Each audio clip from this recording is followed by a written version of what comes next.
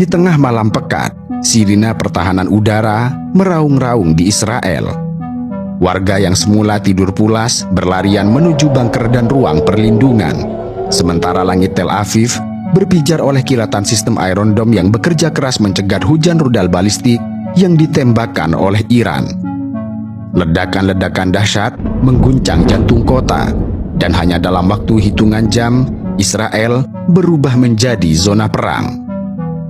Ini adalah dampak dari serangan balasan Iran, sebuah serangan brutal dan terencana yang dilancarkan setelah Israel nekat melancarkan operasi militer ke jantung Iran beberapa hari sebelumnya. Pada Jumat dini hari, tepatnya tanggal 13 Juni, Israel mengambil langkah dramatis yang memicu ledakan konflik terbuka dengan Iran. Tanpa peringatan, Angkatan Udara Israel melancarkan serangan pendahuluan jauh ke dalam wilayah Iran. Serangan itu menargetkan fasilitas nuklir dan instalasi militer penting di beberapa kota, termasuk Teheran, Natan, Tabriz, dan Isfahan. Serangan mendadak ini sangat mengejutkan dan mengguncang ibu kota Teheran pada jam 3 pagi waktu setempat. Serangan udara Israel itu berhasil menghancurkan sejumlah situs strategis. Media lokal Iran melaporkan bahwa serangan itu telah menewaskan beberapa tokoh penting, termasuk Hussein Salami, seorang komandan senior Garda Revolusi Iran. Selain komandan militer, target utama Israel adalah program nuklir Iran. Dalam operasi pembuka ini, IDF mengkonfirmasi telah membunuh 9 ilmuwan nuklir Iran yang dianggap berperan besar dalam pengembangan senjata nuklir. IDF bahkan merilis nama-nama ilmuwan yang telah mereka habisi, termasuk seorang pakar teknik nuklir dan pakar fisika, di mana para ilmuwan tersebut diklaim oleh Israel memiliki pengetahuan dan pengalaman puluhan tahun dalam proyek bom atom Iran. Tidak butuh waktu lama bagi Israel untuk segera menyadari bahwa mereka akan segera menerima balasan yang mengerikan dari Iran. Karena itu, Kementerian Pertahanan Israel segera mengumumkan status darurat sipil di seluruh negeri, menutup wilayah udara untuk penerbangan komersial, dan mengimbau warga agar bersiap siaga menghadapi kemungkinan serangan rudal dan drone dari Iran. Bandara internasional di Tel Aviv segera ditutup untuk semua penerbangan masuk maupun keluar hingga pemberitahuan lebih lanjut. Tidak butuh waktu lama, ketegangan segera menebal. Publik Israel menahan nafas menanti reaksi Iran. Ayatollah Ali Khomeini, pemimpin tertinggi Iran, dengan murka mengutuk serangan jahat Israel yang ia sebut sengaja menyasar pusat-pusat pemukiman sipil. Khomeini bersumpah bahwa Iran tidak akan pernah tinggal diam, dan Israel, katanya, telah mempersiapkan nasib pahit dan menyakitkan bagi dirinya sendiri, dan mereka pasti akan menerimanya. Pada siang hari Jumat, 13 Juni, atau hanya beberapa jam setelah serangan pendahuluan Israel, Iran melancarkan serangan balasan besar-besaran. Gelombang pertama terdiri dari 100 rudal balistik yang ditembakkan ke berbagai target di wilayah Israel. Atas serangan itu, sirina peringatan menjerit di Tel Aviv, Yerusalem, dan berbagai kota lain ketika radar Israel mendeteksi rentetan proyektil yang datang secara cepat. Tidak lama kemudian, ledakan keras terdengar di kawasan Israel Tengah, khususnya Tel Aviv, yang menandakan bahwa sejumlah rudal berhasil lolos dari pertahanan dan menghantam sasarannya.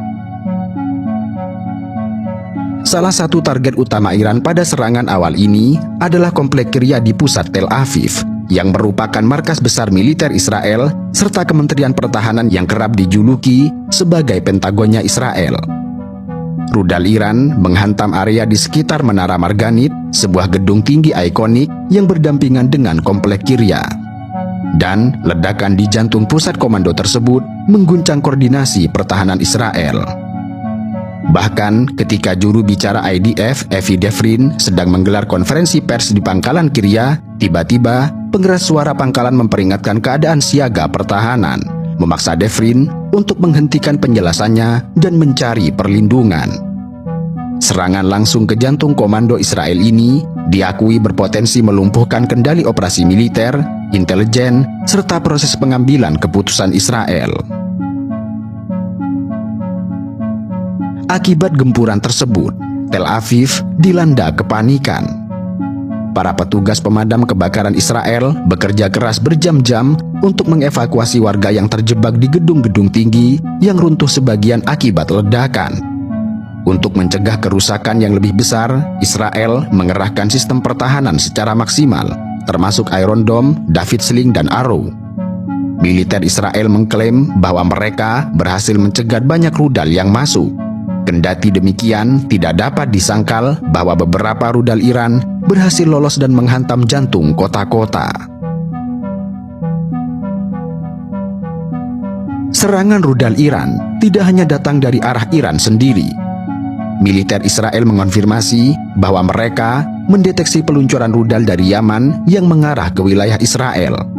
Selain itu, alarm serangan udara juga meraung di Israel bagian utara dan diduga sebagai respon terhadap kehadiran drone tidak dikenal di dekat perbatasan Lebanon. Meski Hizbullah di Lebanon belum secara terang-terangan masuk ke medan perang, namun tanda-tanda seperti drone intai di perbatasan menambah kecemasan bahwa front utara bisa meledak setiap saat. Israel terpaksa berjaga di multifront. Selatan menghadapi kemungkinan ancaman dari kelompok Palestina di Gaza, utara waspada terhadap Hizbullah di Lebanon dan milisi pro-Iran di Suriah, lalu timur dan jauh selatan mengawasi potensi serangan dari milisi yang didukung Iran di Yaman ataupun Irak. Sehingga praktis, seluruh kawasan Israel berada dalam kepungan. Di tengah gempuran tersebut, warga sipil Israel mengalami trauma massal. Sirine yang selalu berbunyi sepanjang malam membuat rakyat Israel tidak bisa tidur nyenyak barang sejenak. Banyak keluarga berdesakan di ruang perlindungan bom, berdoa agar pagi segera tiba. Namun kenyataannya, malam pertama saja terasa begitu panjang bagi mereka yang ketakutan. Semua orang menyadari bahwa ini baru awal dari babak perang yang lebih luas. Pemerintah Israel sendiri bahkan telah memperingatkan masyarakat Israel bahwa mereka perlu berada di dalam atau dekat tempat perlindungan untuk waktu yang cukup lama. Memasuki Sabtu, 14 Juni, konflik berkobar semakin ganas. Iran dan Israel saling serang sepanjang hari. Pada dini hari, Israel kembali melancarkan serangan udara terhadap Iran yang menargetkan infrastruktur peluncuran rudal di sekitar Teheran. Jet-jet tempur Israel dikerahkan untuk menggempur basis peluncuran rudal Iran dengan harapan menghentikan hujan misil ke Israel. Tel Aviv tampak berupaya keras mematahkan taring sistem rudal Iran langsung di sumbernya. Tetapi sayangnya, Iran sudah sangat siap dengan semua itu. Pemerintah Iran mengklaim bahwa sistem pertahanan udaranya berhasil menembak jatuh sejumlah drone pengintai Israel yang memasuki wilayah udara Iran di barat laut.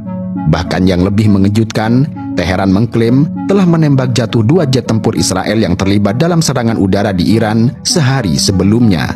Dan seorang pilot tempur wanita Israel dilaporkan ditangkap hidup-hidup oleh pasukan Iran. Stasiun televisi pemerintah Iran mengabarkan bahwa drone dan jet tempur Israel itu ditembak saat melakukan misi mata-mata. Kendati pihak Israel membantah klaim ini dan bersikeras bahwa semua pesawatnya kembali dengan selamat ke pangkalan, namun Iran terus merilis informasi penembakan jet F-35 musuh hingga 3 unit.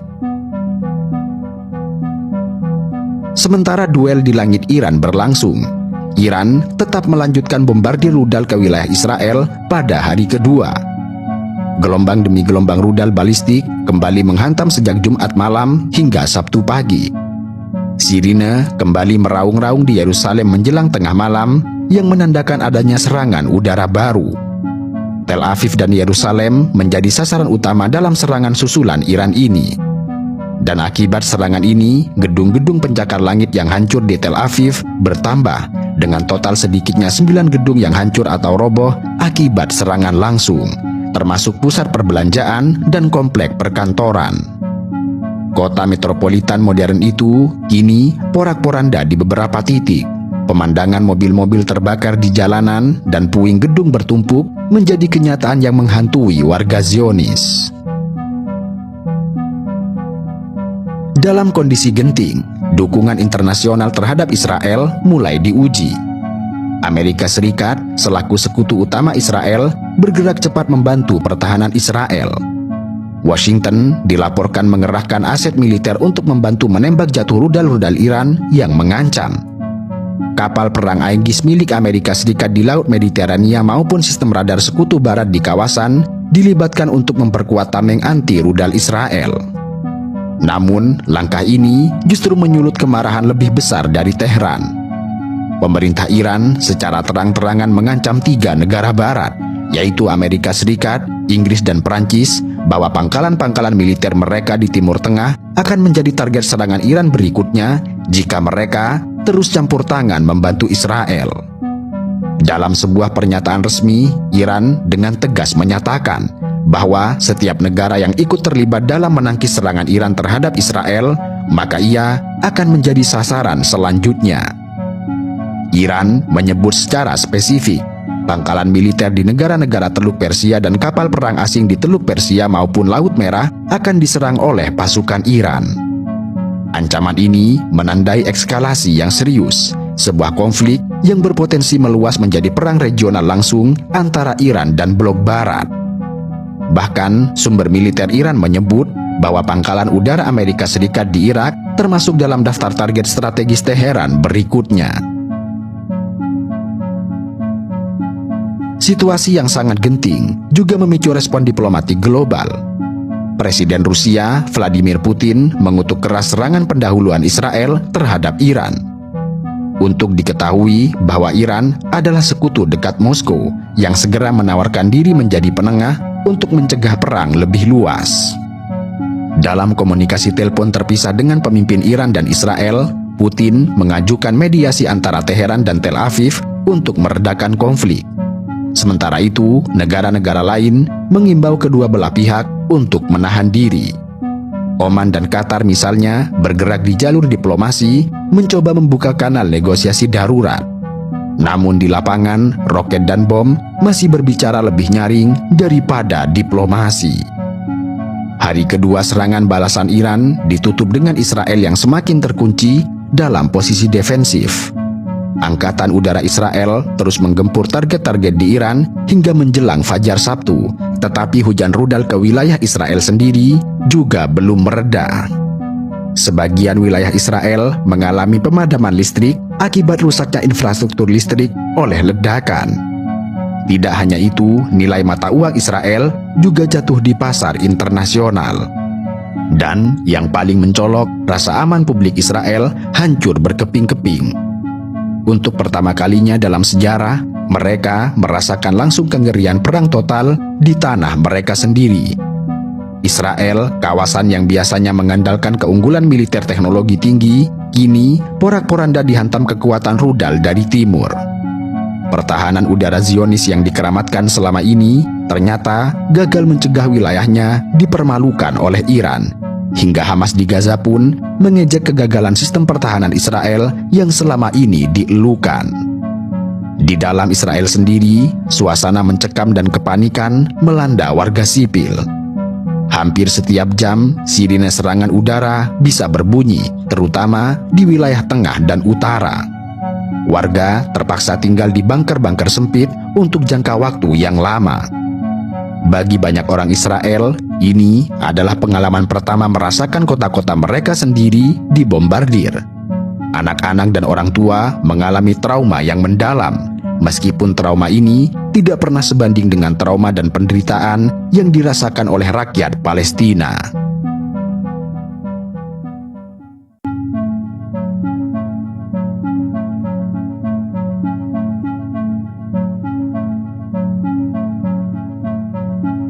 Hanya dalam waktu 65 jam setelah Iran meluncurkan serangan balasan pada Jumat malam, Israel telah mencatat kerusakan yang luar biasa.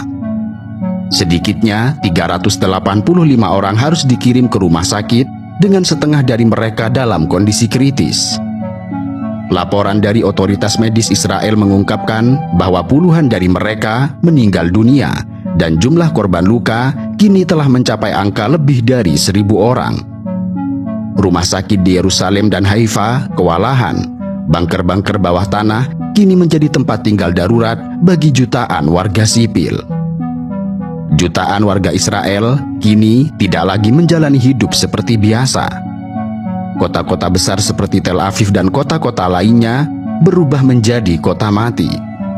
Masyarakat telah mengungsi ke tempat-tempat perlindungan bawah tanah dan sebagian besar tanpa akses udara segar. Ketakutan telah merayap di setiap sudut, membentuk psikologi kolektif baru, yakni hidup dalam ketidakpastian.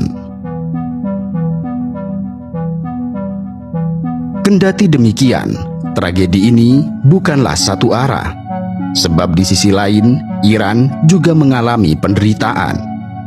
Serangan mendadak Israel terhadap berbagai target strategis di Teheran, Isfahan, dan Tabriz telah menewaskan sekitar 450 orang, yang sebagian besar dari mereka adalah personil militer dan teknisi yang bertugas di fasilitas nuklir. Setidaknya 1.000 lainnya mengalami luka-luka, dan banyak di antara mereka dalam kondisi kritis. Perang Iran dan Israel tentu tidak bisa dilepaskan dari kondisi Palestina. Israel yang selama ini berusaha keras menghanguskan Palestina merasa sangat geram terhadap Iran. Sebab bagi Israel, Iran adalah gunung sandungan yang selalu mengganggu usahanya. Sementara di sisi lain, Iran menyadari betul bahwa nasib Palestina adalah garis merah dan selalu memberikan dukungan nyata kepada mereka. Ditambah lagi dengan nuklir yang dimilikinya, Iran adalah ancaman yang sangat nyata bagi Israel. Sehingga jika Iran tumbang, maka satu-satunya negara yang masih memberikan dukungan nyata kepada rakyat Palestina akan hilang dari panggung. Itulah mengapa Israel kemudian secara diam-diam menyerang fasilitas militer Iran. Operasi ini, menurut berbagai sumber intelijen, bertujuan melemahkan program nuklir Iran. Padahal program nuklir Iran yang selama ini diawasi ketat oleh Badan Tenaga Atom Internasional dinyatakan tidak menyimpang. Sementara itu, pada saat yang bersamaan, Israel sendiri menyimpan lebih dari 400 hulu ledak nuklir di luar pengawasan dunia dan di bawah perlindungan Amerika Serikat. Ini jelas menimbulkan pertanyaan besar bahwa siapa sebenarnya yang menjadi ancaman nyata di kawasan Timur Tengah. Israel tidak hanya ingin menghentikan program nuklir Iran. Tujuan jangka panjang mereka adalah menjadikan Israel sebagai satu-satunya kekuatan hegemonik di Timur Tengah, mengubah rezim Iran, menjadikan negara-negara Arab sebagai boneka, dan pada akhirnya menghapuskan Palestina secara permanen. Artinya, perang ini adalah bagian dari proyek besar Israel Raya. Dan Iran adalah satu-satunya negara yang secara terbuka menentang agenda ini menjadi target utamanya. Karena itu, bukan sebuah kebetulan jika kekuatan penuh dikerahkan untuk melumpuhkannya. Israel berupaya menghancurkan pusat nuklir Iran, khususnya di Natan, Isfahan, dan Fordow, beberapa fasilitas yang selama ini dikenal sebagai jantung dari pengayaan uranium Iran. Namun hingga saat ini, semua fasilitas tersebut masih berfungsi dengan baik dan hanya mengalami kerusakan kecil pada bagian permukaan. Sebab utamanya karena semua reaktor penting dibangun jauh di bawah tanah. Pakar militer menyebut bahwa untuk menghancurkan fasilitas semacam itu diperlukan rudal bunker booster yang mampu menembus kedalaman hingga 60 meter, seperti yang dimiliki militer Amerika Serikat. Israel tidak memiliki senjata jenis ini dalam jumlah yang cukup. Maka serangan-serangan mereka sejauh ini hanya menghasilkan kehancuran kosmetik, bukan strategis. Maka pada akhirnya, perang antara Iran dan Israel tentu bukan sekedar pertukaran rudal. Ini adalah benturan besar antara dua kutub ideologi, dua strategi geopolitik, dan dua visi masa depan. Bagi Iran, ini adalah perang suci, sebuah perlawanan terhadap entitas yang mereka anggap sebagai penjajah dan agresor. Sedangkan bagi Israel, ini adalah pertahanan eksistensial, sebuah upaya menjaga dominasi di kawasan yang mereka anggap sebagai tanah perjanjian. Ini adalah jenis perang yang berbeda dari semua konflik yang terjadi sebelumnya di Timur Tengah. Ini bukanlah perang proksi atau invasi gerilyawan, melainkan perang negara melawan negara dengan skala penuh, melibatkan dua kekuatan militer utama dengan sejarah panjang ketegangan. Sementara itu, Iran bukanlah organisasi, bukan Hizbullah, dan bukan pula milisi. Mereka adalah negara dengan struktur militer dan intelijen yang solid, serta rantai komando yang tetap utuh meski banyak jenderal mereka telah tewas. Kematian beberapa pemimpin militer Iran tidak melemahkan daya tempur mereka. Justru pengganti mereka muncul dengan cepat dan sigap, menunjukkan bahwa militer Iran tidak tergantung pada satu orang atau figur. Sementara di sisi lain, Israel menghadapi perang yang belum pernah mereka alami. Mereka terbiasa dengan perang cepat, serangan kilat, dan dominasi udara. Tetapi kali ini musuhnya bukan kelompok tanpa negara. Ini adalah negara dengan sumber daya besar, pengalaman panjang dalam menghadapi agresi, serta ideologi perlawanan yang membara. Dalam 3 hari pertama serangan, Iran melakukan serangan strategis terhadap objek vital Israel yang sebelumnya tidak pernah tersentuh. Fasilitas nuklir di Mona, pangkalan militer utama, depot bahan bakar, pelabuhan Haifa dan Ashdod, serta pusat riset dan komando militer dihantam tanpa ampun. Bahkan, rumah para pemimpin politik di Yerusalem dan Tel Aviv turut menjadi target. Di Israel, kota-kota besar berubah rupa.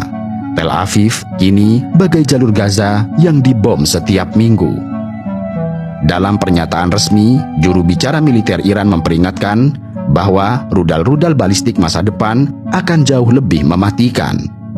Sistem pertahanan Israel seperti Iron Dome, Arrow, Iron Beam, dan lain-lain dianggap gagal sepenuhnya dalam menghadang gelombang rudal hipersonik dan balistik Iran.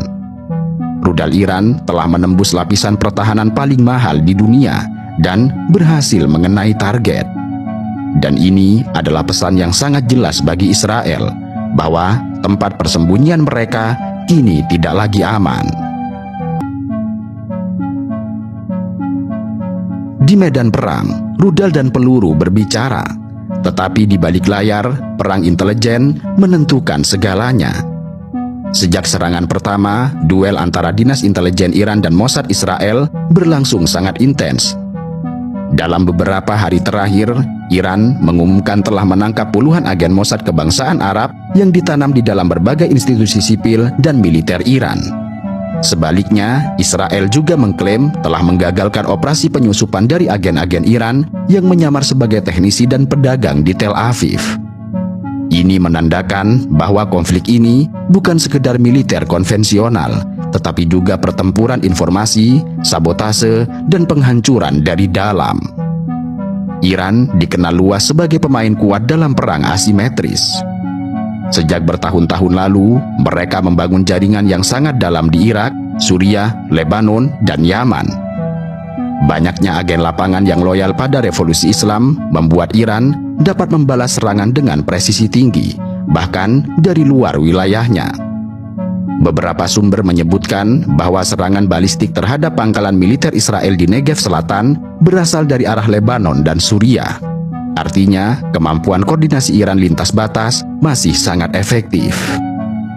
Ini tentu saja bukan kerja negara lemah, tetapi kerja negara yang memahami betul geopolitik kawasan dan cara merespon ancaman secara multidimensi.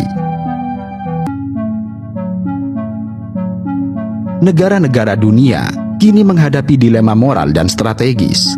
Apakah mereka akan diam menyaksikan Israel menghancurkan satu negara berdaulat seperti Iran, atau justru akan berdiri di sisi keadilan internasional? PBB, Uni Eropa, dan bahkan negara-negara non-blok kini dituntut untuk mengambil sikap. Karena jika mereka memilih untuk diam, maka presiden ini akan menjadi legalisasi penjajahan gaya baru. Hari ini adalah negara Iran, dan esok mungkin negara lain. Ironisnya, dalam situasi yang sangat genting ini, banyak negara Arab justru membantu Israel secara diam-diam. Berdasarkan laporan lembaga observasi Enemy Watch, negara seperti Arab Saudi, Qatar, Yordania, dan Uni Emirat Arab dilaporkan memberikan informasi intelijen kepada Israel, terutama untuk melacak lintasan rudal Iran. Beberapa bahkan memberikan akses ruang udara secara terbatas untuk operasi militer Israel. Ini menjadi aib besar bagi dunia Islam, terutama bagi mereka yang mendukung kemerdekaan Palestina. Padahal jelas, jika Iran runtuh, maka tidak ada lagi kekuatan yang bisa menahan dominasi Israel di kawasan. Artinya, rezim-rezim Arab lain akan menjadi boneka yang menunggu waktu dihancurkan satu persatu. Namun sayangnya, banyak dari mereka tidak sadar, atau lebih tepatnya, menjual kepentingan jangka panjang demi keuntungan jangka pendek. Padahal sejatinya, perang ini lebih besar dari Palestina, sebab perang ini akan menentukan keseimbangan kekuatan di Timur Tengah untuk tahun-tahun yang akan datang. Jika Iran berhasil bertahan dan membalas serangan dengan efektif, maka negara-negara Arab yang selama ini tunduk pada tekanan Barat akan mulai berpikir ulang. Tetapi jika Iran tumbang, maka dominasi Israel akan semakin mutlak. Maka tidak berlebihan jika banyak analis menyebut bahwa ini adalah perang yang akan menentukan siapa yang akan memegang kendali atas masa depan di kawasan.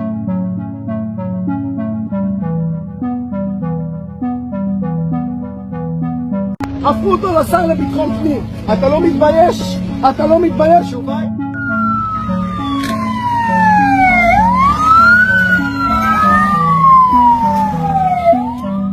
Langit Timur Tengah kembali menjadi saksi dari keganasan militer Iran. Udara musim panas di Israel yang seharusnya dipenuhi aroma bugenvil dan canda liburan sekolah berubah menjadi suasana yang mencekam. Tel Aviv yang menjadi jantung metropolitan yang biasanya memancarkan cahaya kehidupan mendadak seperti berhenti bernafas. Di banyak rumah warga Israel, terutama di Tel Aviv dan Yerusalem, rumah bawah tanah kini bukan lagi sekedar gudang tua yang berdebu. Sejak serangan dimulai, ruangan-ruangan itu berubah menjadi tempat perlindungan, bahkan sebagai satu-satunya batas antara hidup dan kematian. Warga hanya punya sekitar 15 hingga 30 detik sejak sirine berbunyi untuk masuk ke ruang perlindungan, dengan tujuan agar nafas mereka tetap melekat.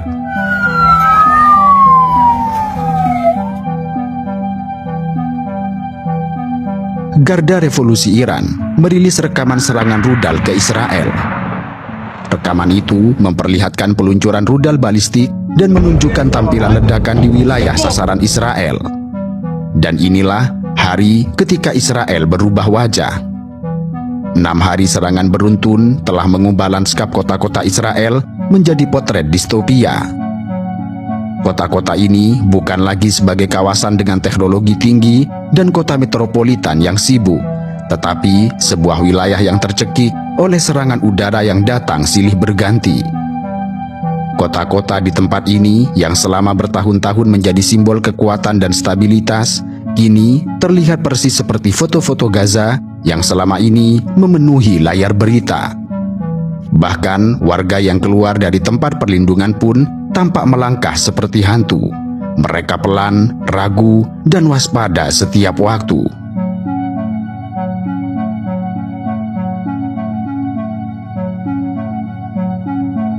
Perdana Menteri Netanyahu tampak semakin panik atas serangan Iran yang semakin brutal. Apalagi setelah pada 19 Juni lalu, sebuah rudal Iran meledak di area parkir Soroka Medical Center, rumah sakit terbesar di kota Negev. Netanyahu mendesak Presiden Donald Trump agar Amerika Serikat ikut dalam aksi militer terhadap Iran. Ia menekankan bahwa Iran saat ini menjadi ancaman besar, dan Israel mengharapkan Amerika Serikat memberikan dukungan aktif untuk menahan kemungkinan serangan lanjutan.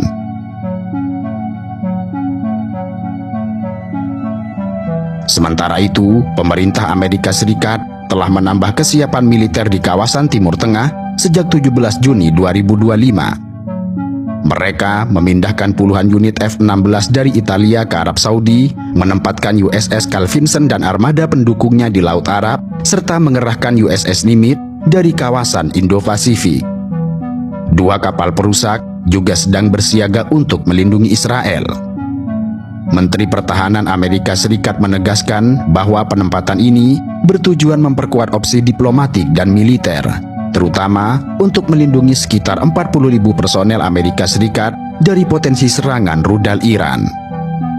Kendati demikian, Menteri Pertahanan Amerika Serikat tidak memberikan penjelasan secara detail terkait kemungkinan keterlibatan militer Amerika Serikat secara langsung dalam perang antara Iran dan Israel. Ia hanya menegaskan satu hal, bahwa saat ini ada sekitar 40.000 personel militer Amerika Serikat yang ditempatkan di kawasan Timur Tengah, dan mereka semua berada dalam jangkauan tembak rudal Iran. Sementara itu, laporan dari Sky News menunjukkan adanya lonjakan aktivitas penerbangan militer Amerika Serikat dalam beberapa hari terakhir. Lebih dari 30 pesawat tempur terpantau aktif di wilayah Eropa dan Laut Mediterania, pertanda bahwa mobilisasi udara sedang berlangsung dalam skala besar. Beberapa analis menduga bahwa unit F-22 Raptor kemungkinan telah dikirim melintasi Samudra Atlantik, meskipun belum ada konfirmasi resmi dari militer Amerika Serikat.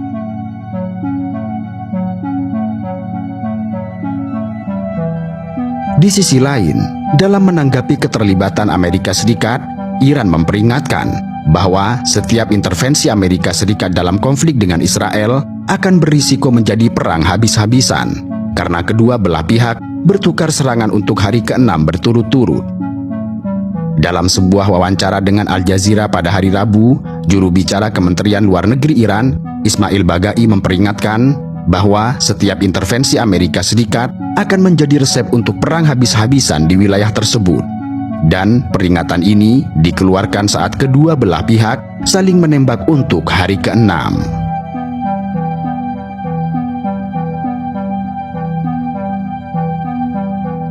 Sementara itu, China dan Rusia dalam sebuah pernyataan bersama menyayangkan dan mengecam keras serangan udara Israel terhadap fasilitas militer dan nuklir Iran.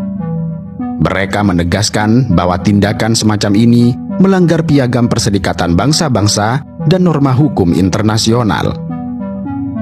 Vladimir Putin dan Xi Jinping sepakat bahwa masalah Iran, terutama terkait nuklir, tidak dapat diselesaikan lewat kekerasan. Mereka menyerukan solusi politik dan negosiasi, dan menyerukan gencatan senjata segera, terutama dari pihak Israel, agar tidak terjadi eskalasi regional. Di tengah kekhawatiran akan intervensi Amerika Serikat, juru bicara luar negeri Rusia memperingatkan bahwa kehadiran militer Amerika Serikat bisa memicu konsekuensi negatif yang tidak bisa diprediksi. China pun mendesak negara-negara besar untuk menahan diri dan membantu meredakan ketegangan. Sebab jelas, semuanya bisa berubah menjadi lebih buruk jika satu kekuatan global utama, yakni Amerika Serikat, benar-benar memutuskan untuk terjun langsung ke medan perang.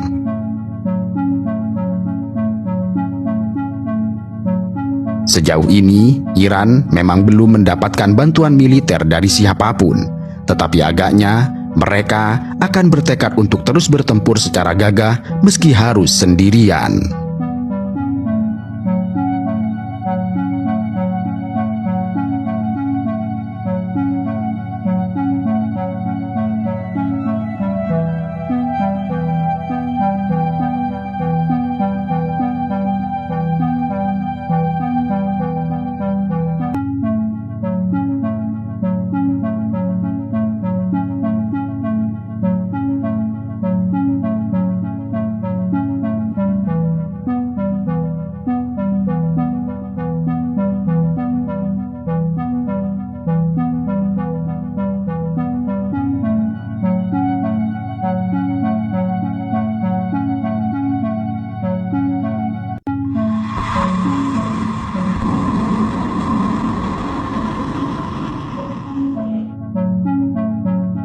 Jika dunia adalah sebuah panggung, maka Timur Tengah adalah tempat di mana drama besar terus berlangsung.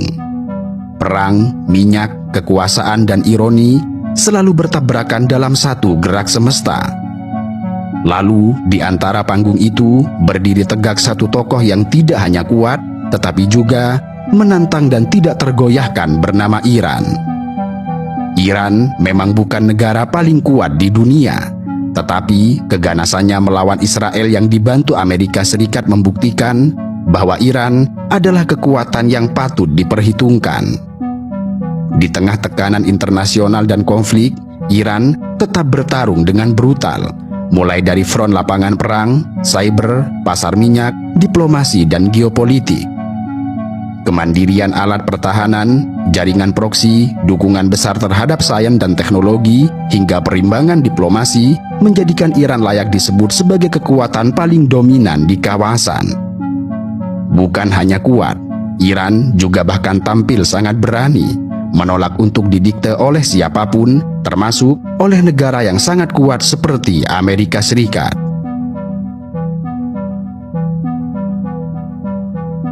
Ini tidak terlepas dari kesejarahan Iran yang luar biasa. Iran adalah warisan ribuan tahun peradaban Persia yang menjelma menjadi kekuatan modern penuh kontradiksi. Sebuah negara teokrasi sekaligus industrialis, pemain militer sekaligus penggerak sains, sebuah bangsa yang tertindas oleh sanksi, namun tetap bangkit dan menantang dunia. Banyak yang mencap Iran sebagai negara radikal, pemberontak, atau bahkan ancaman global. Kendati demikian, tidak sedikit pula yang melihat Iran sebagai simbol keteguhan dan pusat gravitasi kekuatan Timur Tengah. Negeri yang pernah menjadi pusat kekaisaran Persia ini kini menjadi jantung dari geopolitik modern. Ketika dunia menyorot Timur Tengah, Iran selalu hadir, baik dalam konflik, dalam diplomasi, dalam isu energi, bahkan dalam wacana moral dunia Islam. Iran terus bangkit, bukan hanya sebagai negara, tetapi sebagai kekuatan multidimensi yang membuat negara-negara adidaya pun harus berpikir dua kali untuk menantangnya. Seperti telah dijelaskan, kekuatan Iran hari ini tidak bisa dilepaskan dari titik balik sejarahnya, terutama Revolusi Islam tahun 1979. Dalam satu gerakan rakyat yang dipimpin Ayatollah Khomeini, rezim Syah yang didukung oleh Barat berakhir sekarat lalu tumbang. Republik Islam berdiri bukan hanya sebagai perubahan politik, tetapi sebagai manifest ideologi.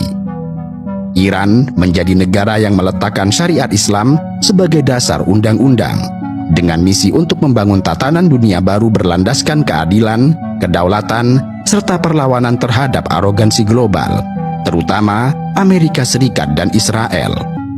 Revolusi ini bukan hanya mengganti pemimpin, tetapi juga membentuk mesin kekuasaan baru, yaitu militer yang loyal, ekonomi yang dikontrol oleh negara, serta ideologi yang mengakar di masyarakat. Sejak saat itu, Iran membangun ulang dirinya sebagai negara mandiri yang ingin berdiri di atas kaki sendiri, bahkan dalam isolasi global. Segera setelah Revolusi Islam 1979, Ayatollah Khomeini membentuk pasukan Garda Revolusi Islam Iran yang disebut IRGC. Tujuannya adalah menciptakan kekuatan militer dan ideologis yang tidak hanya melindungi revolusi, tetapi juga menjadi pilar kekuasaan yang setia pada wilayatul faqih atau kepemimpinan ulama.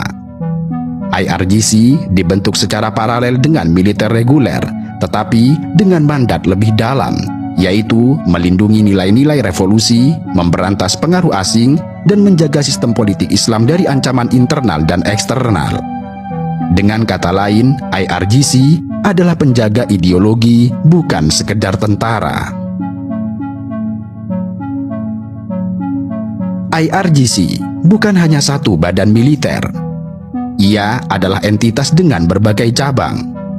Di dalamnya terdapat IRGC Ground Forces, yakni pasukan darat reguler dengan kemampuan tempur tinggi. IRGC Navy yang beroperasi di Teluk Persia dan dikenal dengan taktik SWAM menggunakan kapal cepat.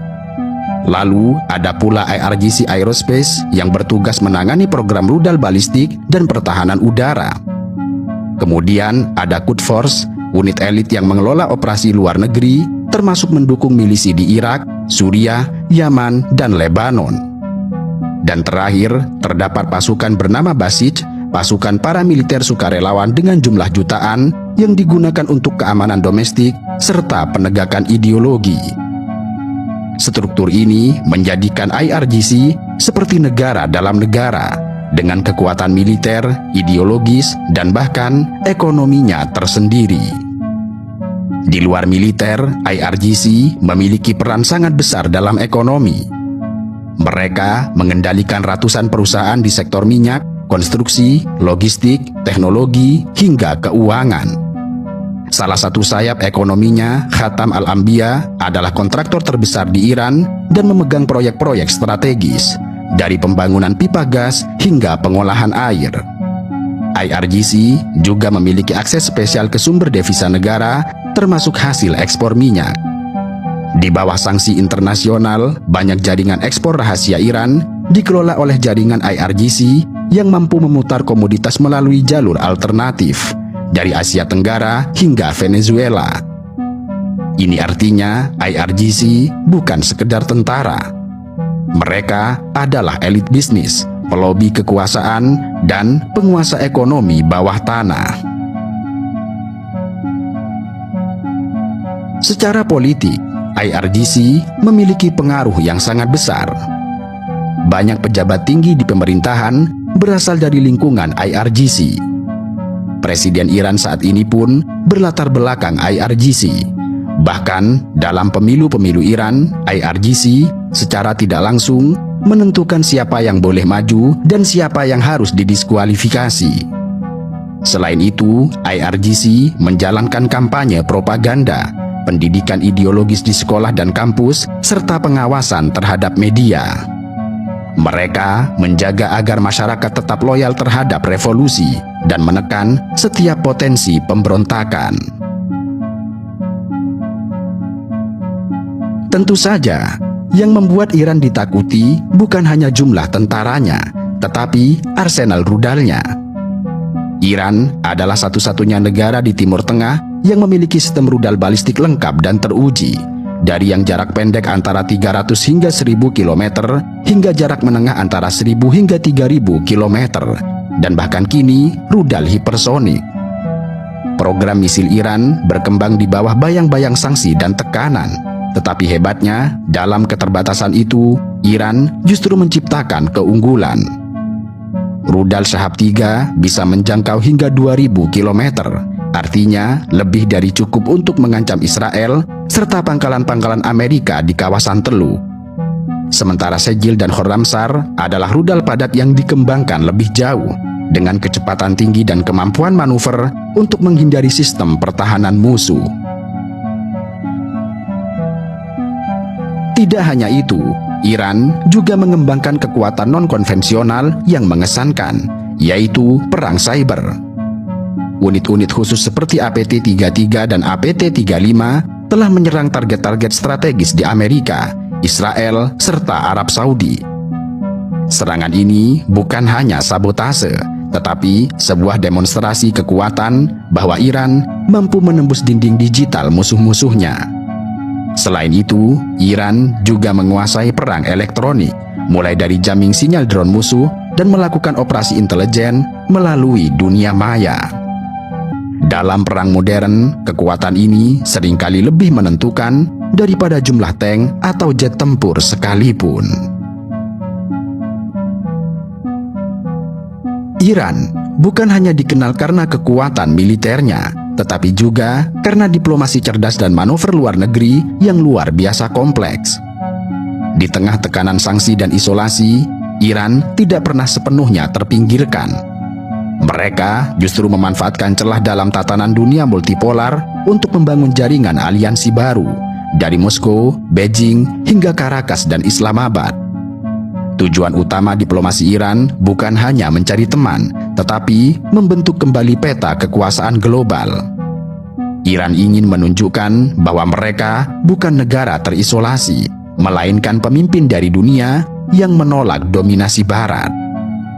Dua mitra strategis paling penting bagi Iran adalah Cina dan Rusia.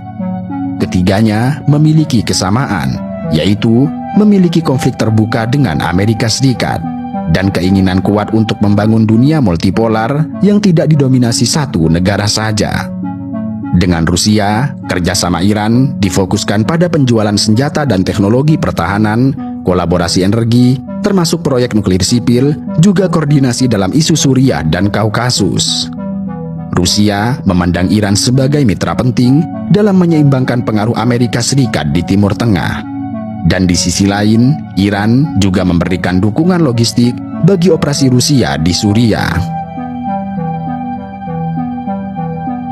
Kemudian dengan Cina, hubungan Iran semakin dalam sejak disepakatinya perjanjian kerjasama strategis 25 tahun pada tahun 2021. Dalam kesepakatan tersebut, Cina berinvestasi lebih dari 400 miliar dolar di sektor energi, infrastruktur, dan teknologi. Lalu, sebagai imbalannya, Iran menjamin pasokan minyak jangka panjang kepada Cina dengan harga diskon. Cina juga mendukung Iran dalam forum internasional. Dan dalam konteks Belt and Road Initiative atau BRI, Iran menjadi titik penting penghubung antara Asia Tengah dengan Timur Tengah. Selain dua negara tersebut, Iran menjalin hubungan strategis dengan Pakistan, meskipun dengan dinamika yang rumit karena posisi Pakistan yang juga dekat dengan Arab Saudi dan Amerika. Namun, dalam beberapa tahun terakhir, kerjasama energi dan keamanan semakin erat, terutama karena ketegangan di perbatasan Balochistan yang berbagi kepentingan kedua negara. Afghanistan pasca penarikan Amerika Serikat menjadi wilayah penuh ketidakpastian. Iran memiliki hubungan lama dengan kelompok-kelompok Syiah Hazara dan juga kontak pragmatis dengan Taliban. Diplomasi Iran di Afghanistan mencerminkan fleksibilitas mereka dalam menjalin hubungan, bahkan dengan mantan musuh ideologis demi stabilitas dan kepentingan geopolitik. Lalu, dengan negara-negara Asia Tengah seperti Turkmenistan, Tajikistan, dan Uzbekistan, Iran juga menjalin kerjasama di sektor gas, listrik, dan budaya. Iran menawarkan pelabuhan Chabahar sebagai pintu ekspor ke laut bagi negara-negara yang terkurung dengan daratan. Iran juga membangun kehadiran di Amerika Latin, khususnya Venezuela, Nicaragua, dan Bolivia. Di Venezuela, Iran membantu pembangunan kilang, ekspor minyak, bahkan pertukaran kapal tanker saat keduanya menghadapi sanksi. Venezuela dan Iran menjadi semacam contoh nyata dari persaudaraan negara terisolasi. Sementara di Afrika, Iran aktif melalui organisasi-organisasi amal dan pendidikan Islam, terutama di kawasan-kawasan Syiah seperti Nigeria, Sudan, dan Tanzania. Melalui lembaga-lembaga ini, Iran menyebarkan pengaruh ideologis serta memperluas diplomasi lunaknya. Ini artinya, meskipun sering dikucilkan dalam forum diplomatik Barat, Iran menemukan ruang di tempat lain, dan mereka menggunakannya untuk membangun narasi, mempengaruhi opini global, dan menyusun strategi bertahan hidup secara kolektif dengan negara-negara yang mengalami nasib serupa. Kemudian, seperti yang telah umum diketahui, Iran juga dikenal sebagai raksasa energi. Negara ini menyimpan sekitar 13% minyak mentah dunia dan sekitar 17% cadangan gas alam global, menjadikan negara ini memiliki cadangan gas terbesar kedua setelah Rusia dan cadangan minyak terbesar keempat di dunia. Kendati demikian, kenyataan ini tidak serta membawa kemakmuran. Di balik sumber daya yang melimpah itu, terdapat kisah kompleks tentang sanksi, sabotase, diplomasi, dan kerusakan infrastruktur. Iran berada dalam posisi yang paradoks, memiliki energi luar biasa, namun kesulitan untuk menjual dan mengelolanya karena dibelenggu sanksi internasional serta tekanan geopolitik. Sejak revolusi, minyak menjadi alat diplomasi Iran. Dalam banyak kesempatan, Iran mengancam akan menutup Selat Hormuz yang merupakan jalur vital ekspor minyak dunia sebagai respon terhadap tekanan Barat. Iran sadar betul bahwa minyak dan gas bukan hanya komoditas ekonomi, tetapi kunci strategis dalam permainan besar geopolitik. Dalam periode tanpa sanksi, ekspor minyak Iran bisa mencapai 2,5 juta barel per hari. Namun, setelah sanksi Amerika Serikat diberlakukan kembali pasca keluar dari perjanjian nuklir tahun 2018, ekspor itu anjlok ke bawah 500.000 barel per hari. Iran bukan hanya kehilangan miliaran dolar pendapatan minyak, tetapi mata uangnya juga terjun bebas, inflasi melonjak di atas 40%, dan masyarakat menghadapi kenaikan harga bahan pokok, pengangguran, serta kekurangan obat-obatan. Kendati demikian, dalam tekanan seperti inilah, Iran justru membangun ketahanan ekonominya. Sebagai respon terhadap embargo, pemimpin tertinggi Iran, Ayatollah Khomeini, mencanangkan kebijakan ekonomi perlawanan, sebuah visi membangun ekonomi mandiri, berorientasi lokal, dan tidak bergantung pada perdagangan barat. Strateginya meliputi peningkatan produksi dalam negeri, substitusi impor, fokus pada industri strategis seperti petrokimia, otomotif, pertanian, dan pertahanan. Juga diversifikasi pasar ekspor ke Asia, Afrika, serta Amerika Latin. Sektor petrokimia misalnya terus tumbuh meskipun sektor migas ditekan. Iran kini menjadi eksportir utama produk turunan kimia, plastik dan pupuk ke negara-negara seperti India, Irak, Cina, dan bahkan ke Suriah. Tidak hanya bertahan, Iran juga menciptakan inovasi luar biasa. Di sektor farmasi, mereka memproduksi sendiri lebih dari 95% obat yang dibutuhkan oleh rakyatnya.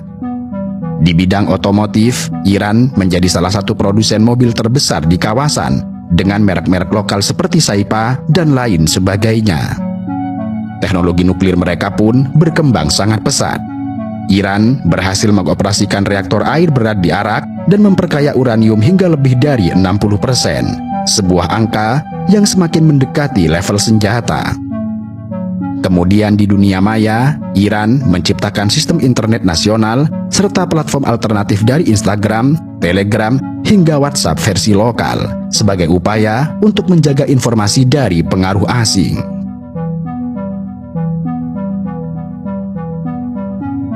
Meski elit politik dan militer mampu untuk bertahan, masyarakat sipil Iran menanggung beban yang sangat berat.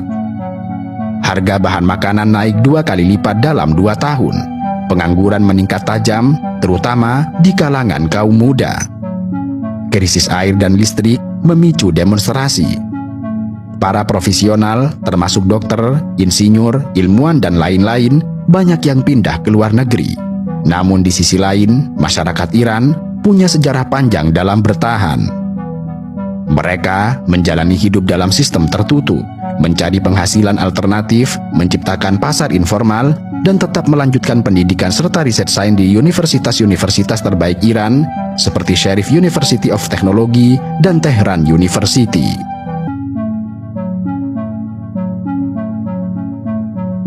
Satu hal yang sering luput dari perhatian dunia adalah bagaimana Iran, meski berada di bawah tekanan ekonomi dan embargo teknologi selama puluhan tahun, mampu mempertahankan dan bahkan mengembangkan sektor pendidikan tinggi, penelitian ilmiah, dan teknologi modern.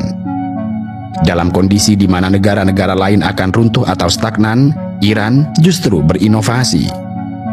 Data Scopus dan Nature Index menunjukkan bahwa Iran adalah negara dengan publikasi ilmiah tertinggi di Timur Tengah. Bidang-bidang seperti fisika nuklir, teknik kimia, nanoteknologi, dan kedokteran menjadi fokus utama penelitian.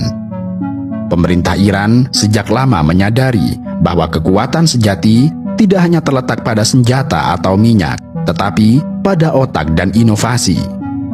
Maka, meskipun sanksi melumpuhkan banyak sektor ekonomi, Iran terus menginvestasikan sumber daya besar untuk ilmu pengetahuan dan teknologi. Iran memiliki sejumlah universitas terbaik di kawasan, seperti Sharif University of Technology yang dijuluki sebagai MIT-nya Iran, University of Tehran, Isfahan University of Technology, Amir Kabir University of Technology, dan lain-lain. Universitas-universitas ini menjadi pusat inovasi dengan ribuan insinyur, ilmuwan komputer, serta peneliti nuklir yang bekerja di dalam negeri. Bahkan di bawah embargo komponen teknologi, mahasiswa dan dosen Iran berhasil merakit mesin, sensor, bahkan sistem kontrol pesawat tanpa awak secara mandiri. Program pendidikan tinggi di Iran sangatlah kompetitif.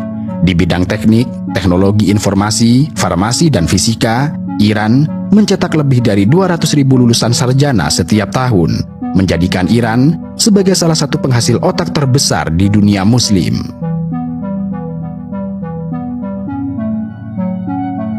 Yang membedakan Iran dari banyak negara lain adalah bagaimana ilmu pengetahuan dijadikan sebagai bagian dari identitas nasional. Di sekolah-sekolah, para siswa diajarkan bahwa menjadi ilmuwan sama mulianya dengan menjadi tentara. Pencapaian ilmiah dianggap sebagai kemenangan melawan musuh yang ingin membatasi pertumbuhan bangsa. Bagi mereka, sains adalah perlawanan, dan bagi Iran, teknologi bukan hanya alat, tetapi simbol keberadaan, bukti bahwa mereka masih bisa berdiri tegak meskipun dunia mencoba mematahkan mereka. Program nuklir Iran adalah contoh ekstrim dari ketahanan sains di bawah tekanan. Sejak 2000-an, Iran mengembangkan fasilitas pengayaan uranium di Natan, Fordow, dan Arak. Meski mendapat kecaman internasional dan tuduhan ingin membuat senjata nuklir, Iran menegaskan bahwa program ini murni untuk tujuan damai, yaitu energi dan kedokteran. Dalam praktiknya, Iran memang telah mengembangkan kemampuan pengayaan hingga 60%, yang berarti jauh di atas kebutuhan sipil, tetapi belum menyentuh angka 90% yang digunakan untuk senjata.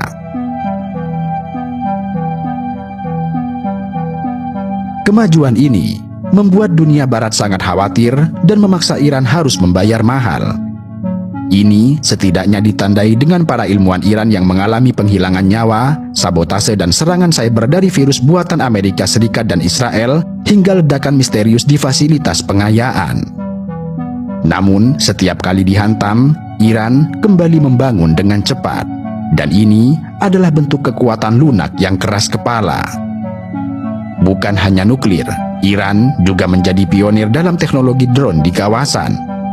Mereka telah memproduksi sendiri berbagai tipe, termasuk drone pengintai dan pembom kamikaze yang digunakan dalam berbagai konflik, termasuk oleh Rusia di Ukraina. Program antariksa Iran juga berjalan meskipun mengalami hambatan. Mereka berhasil meluncurkan beberapa satelit kecil ke orbit rendah dan mengembangkan kendaraan peluncur.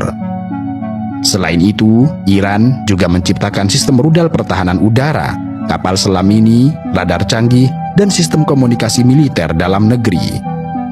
Semua ini membuktikan bahwa isolasi tidak selalu berarti stagnasi.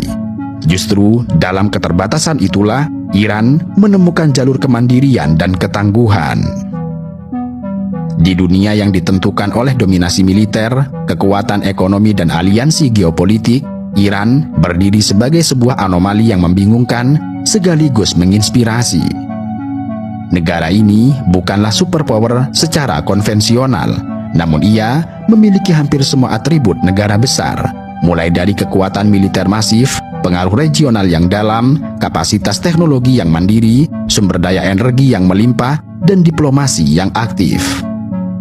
Dan hebatnya, semua itu dikembangkan dalam kondisi yang bagi banyak negara akan membuat mereka menyerah. Iran memang bukan kekuatan yang sempurna. Dalam negeri, mereka menghadapi krisis ekonomi yang berat, tekanan politik, serta keresahan rakyat yang tidak bisa diabaikan. Namun, dalam perspektif geopolitik, Iran telah membuktikan satu hal, bahwa mereka adalah negara yang tidak bisa diabaikan. Mereka bertahan ketika dijatuhkan, membalas ketika diserang, membangun ketika diisolasi, dan memperluas pengaruh ketika dikepung. Tidak banyak negara di dunia modern yang memiliki daya tahan semacam ini. Bahkan negara-negara besar pun tidak luput dari ketergantungan dan tekanan. Tetapi Iran dalam cara mereka sendiri menolak untuk tunduk.